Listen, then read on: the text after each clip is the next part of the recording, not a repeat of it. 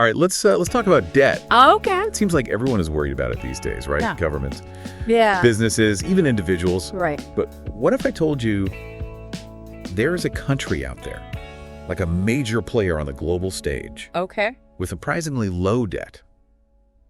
We're diving into Indonesia's economy today. Interesting. Using economic data reports and some recent articles, we're going to kind of uncover how Indonesia is bucking this global debt trend. Wow.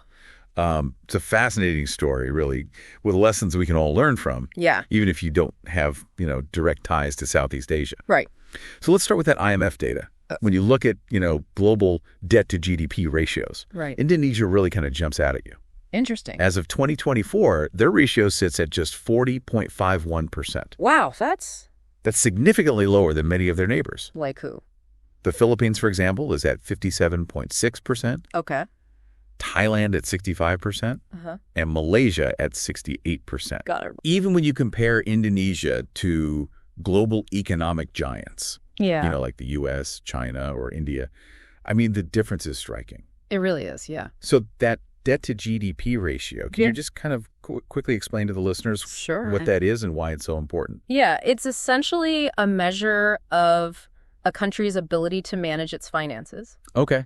It tells you how much economic output, or GDP, a country generates relative to the amount of money it owes. Okay. So a lower ratio, generally suggests a healthier economic position. That makes sense. Yeah. But debt usually comes from government spending, right? Right. So how is Indonesia keeping its spending in check? Good question. If we look at, their 2023 budget as an example, Yeah. Indonesia's revenue comes from a few main sources. Okay. Taxes, Uh-huh. earnings from their state-owned enterprises or SOEs, Right. and revenue from resource extraction, like mining and things like that. Okay. But even with those revenue streams, their spending still exceeded revenue. Oh, so they had a deficit. Yeah, resulting in a deficit of about $22 billion, Wow. roughly 1.65% of their GDP. So how does that compare to other countries? That's a great question, and I think Uh-huh. that's something you can speak to.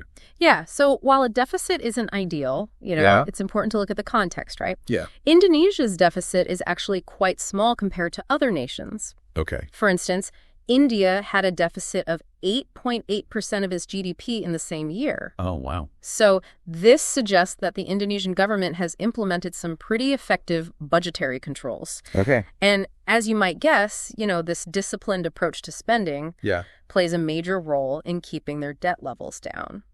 Interesting. So it's not just about how much they're spending, Right. Yep. but also how effectively they're managing that spending. Exactly. Hold on, there's got to be more to the story than just spending, right? Absolutely. Like, what else is going on here? Another crucial piece of this puzzle is Indonesia's GDP growth. Despite the global economic slowdown and the impact of the pandemic in 2020, Yeah. Indonesia has demonstrated remarkable resilience, really, bouncing back with consistent and stable growth compared to many other countries in the region. Yeah, it seems like that resilience would definitely help offset the impact of any debt they do have. Exactly. And this is where things get really fascinating. Okay. When you combine this robust GDP growth with their careful management of government spending, Yeah. you see the synergistic effect that's keeping Indonesia's debt to GDP ratio so low. Right. It's a powerful combination. You keep mentioning these SOEs, these state-owned enterprises. Yeah, It sounds like they play a pretty significant role in all of this. they do. So can you tell us more about what they are Sure. and how they fit into the bigger picture?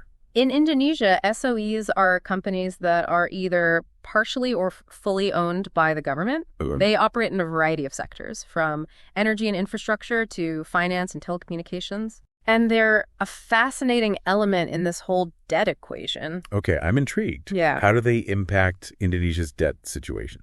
Well, they're kind of a double-edged sword. Okay. On the one hand, they contribute a significant chunk of revenue to the government.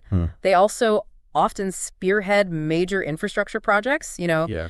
reducing the need for the government to take on more debt to fund those initiatives. So they're kind of picking up the slack in a way. In a way, yeah. Interesting. A great example of this is the Jakarta-Bandung high-speed railway. Oh, wow. This massive project that's being financed in part by SOEs like the National Railway Company. So in a way, these SOEs are like mini governments Kind of, yeah. generating revenue Right. and taking on big projects. Exactly. That's pretty interesting. But as I said, it's a double-edged sword. Ah, there's that phrase again. Yeah. I have a feeling you're about to tell us about the other edge of that sword. You got it. What are the downsides to relying on these SOEs? Well, there are risks involved. Like what? If an SOE were to run into financial trouble, the government might feel obligated to bail them out. Right. And that could potentially increase the national debt. Yeah, I see. There were actually instances of this during the COVID-19 pandemic when certain Indonesian SOEs required government support. Okay, so it's a bit of a balancing act, isn't it? It is. Leveraging the benefits of SOEs while also managing the potential risks. Exactly. So far, we've talked about government spending, GDP growth, and the role of SOEs. Right. What else is contributing to Indonesia's remarkably low debt? Well, you're absolutely right. It is a complex web of factors. And one element we haven't touched on yet is Indonesia's debt structure. Debt structure. I'll admit, that doesn't sound quite as exciting as high-speed railways, Yeah. but I'm guessing it's important. It's actually more interesting than you might think. Okay. It's not just about how much debt a country has, but also who they owe that money to Right. and what the terms of those loans are. Okay, I'm listening. Break it down for me. Well, a large portion of Indonesia's debt is held domestically. Okay. This means they owe that money to Indonesian citizens and institutions, not foreign entities. So it's kind of like borrowing money from your family Yeah, as opposed to a bank. exactly. Is that less risky? It can be. Okay. Borrowing domestically can offer more stability because it reduces exposure to fluctuations in global financial markets. That makes sense. Imagine if a country owed a significant portion of its debt to foreign creditors. Yeah. If exchange rates or interest rates suddenly changed, Right. it could dramatically impact their ability to repay those loans. That makes sense. So by keeping a lot of their debt domestic, Right. Indonesia is kind of insulating itself from those global shocks. Exactly. Right. Now, don't get me wrong, Indonesia does have some external debt, meaning they owe money to foreign lenders. Right. But they've been very strategic about managing it. Okay. They've prioritized securing loans with favorable terms, things like low interest rates and longer repayment periods, Anyway. which eases the burden on their budget. So it's a two-pronged approach. Yeah. Keeping a lot of the debt domestic and then being really picky about the terms of those foreign loans. Right. That seems pretty smart. It does seem to be working for them. Yeah. And it highlights an important point that often gets overlooked in discussions about debt. What's that? People tend to fixate on the total amount, Right. but the composition of that debt, who it's owed to, Right. and the terms of the loans Yeah. can be just as important as the raw number. Okay, that's a good point. Yeah. Speaking of important factors, we can't ignore the elephant in the room, can we? What's that? Inflation. It's been a major concern for economies around the world lately. Absolutely.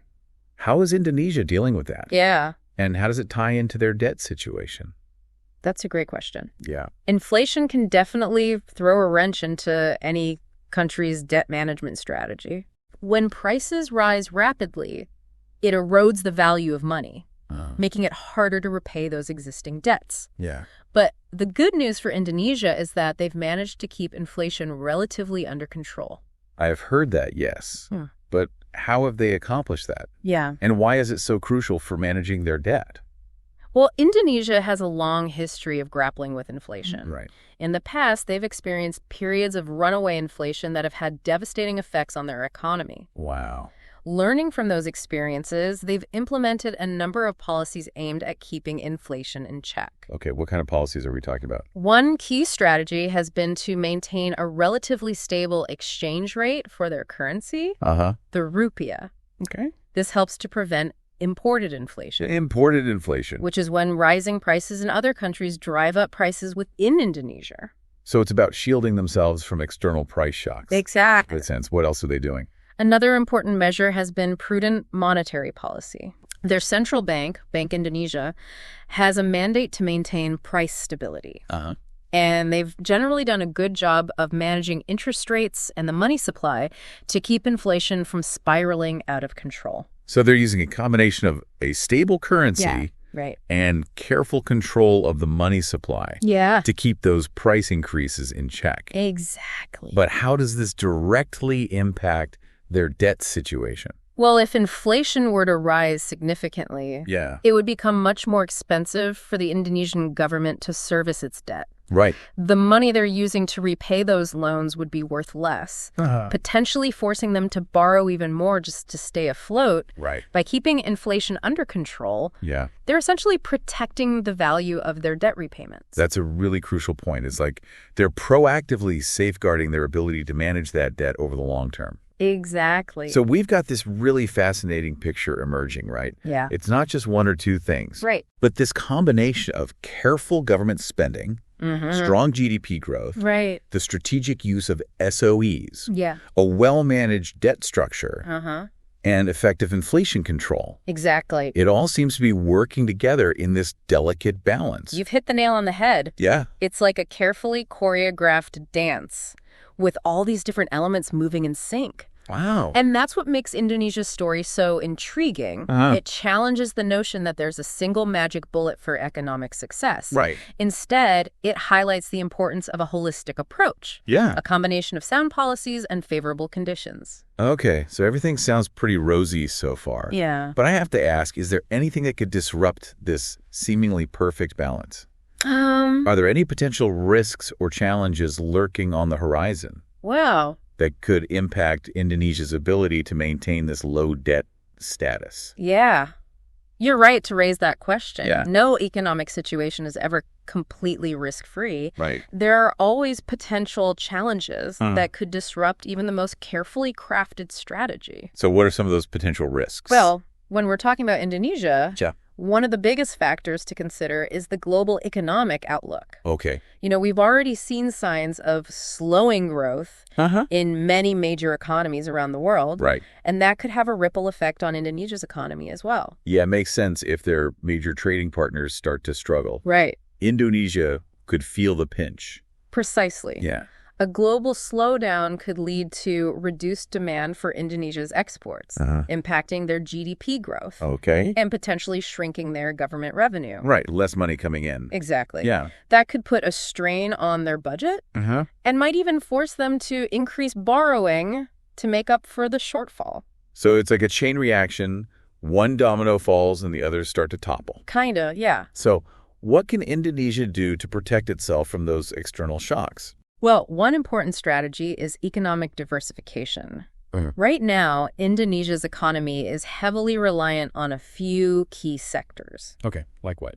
particularly commodities like palm oil, coal, and natural gas. Okay. So if those industries start to struggle. Yeah, if global demand for those commodities weakens, Yeah. it could have a significant impact on their overall economic performance. So it's a bit like putting all your eggs in one basket. Right. If that basket tips over, Yeah. you're in trouble. That's a good analogy. Yeah. By diversifying their economy, expanding into other sectors like manufacturing, technology, Right.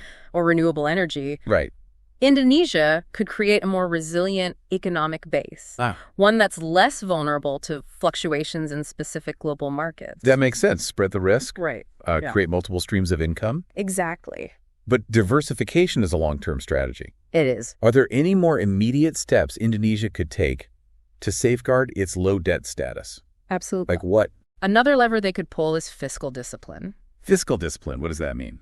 This basically means doubling down on careful government spending, Okay. making sure every rupiah is used wisely and effectively. So it's like tightening the belt, Yeah, making tough choices about where to allocate resources. exactly. Yeah. And it might even involve making some cuts in certain areas Right. to prioritize essential expenditures. Right. I mean, nobody likes that, but It's never a popular move politically, yeah. but it can be necessary to maintain fiscal responsibility Sure. and ensure long-term stability. Okay, so we've got diversification and fiscal discipline as potential strategies to navigate those global economic challenges. Right. But what about those SOEs, those state-owned enterprises we talked about earlier? Yeah. They seem to play a crucial role in Indonesia's economy, but they also present some potential risks. Right. What can be done to mitigate those risks while still leveraging their strengths? That's a key question. And the answer lies in good governance and transparency. Okay. It's about making sure those SOEs are managed efficiently and effectively, Right. with clear accountability and oversight. So it's about shining a light on their operations, making sure everything is above board, right, and there's no room for mismanagement or corruption. You got it. Yeah. Transparency helps to build trust and ensures that those SOEs are operating in the best interests of the country, not just for the benefit of a select few.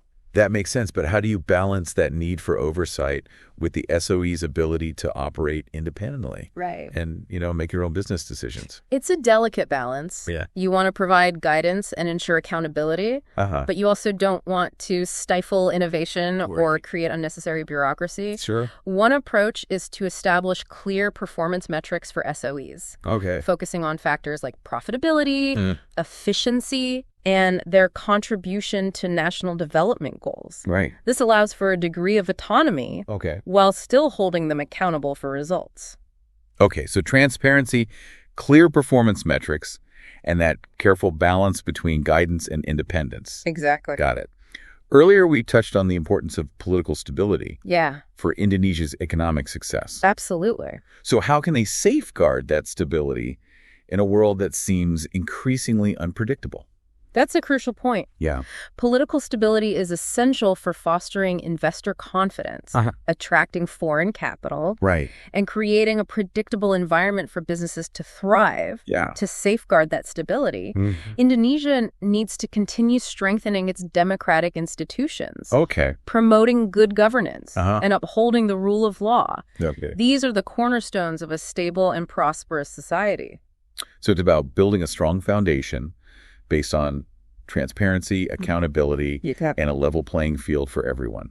Right. And it's also about nurturing a political culture that values dialogue, compromise, and the peaceful resolution of differences. Right. This can help to prevent sudden shifts in political winds that could disrupt economic progress and undermine that hard-won stability.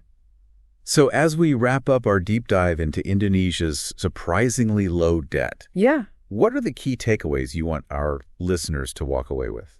Well, first and foremost, I think it's important to understand that Indonesia's low debt isn't just a happy accident. Right. It's the result of a combination of factors. Sound fiscal management, strategic borrowing, effective utilization of SOEs, proactive measures to control inflation, and a commitment to maintaining a stable political environment. And it's not a static situation, right? No, definitely not.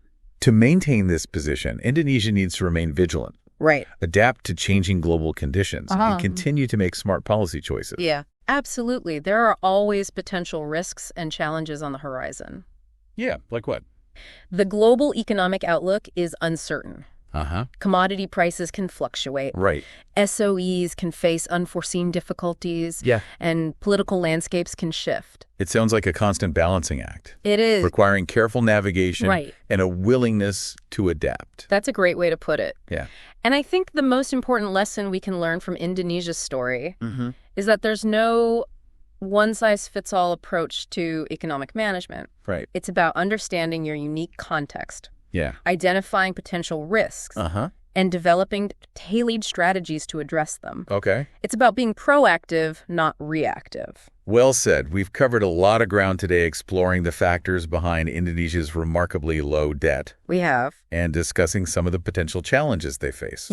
Hopefully this deep dive has given you a better understanding of this fascinating economic landscape. I hope so. And the lessons we can learn from it. Absolutely. And I think it's important for our listeners to keep in mind that the choices countries make, the policies they implement, and the challenges they face have ripple effects that extend far beyond their own borders. Absolutely. Understanding these global interconnections is more important now than ever before. I agree. So keep those thinking caps on, stay curious, and join us next time. Sounds good. For another deep dive into a topic that's shaping our world. Looking forward to it. Until then, happy learning.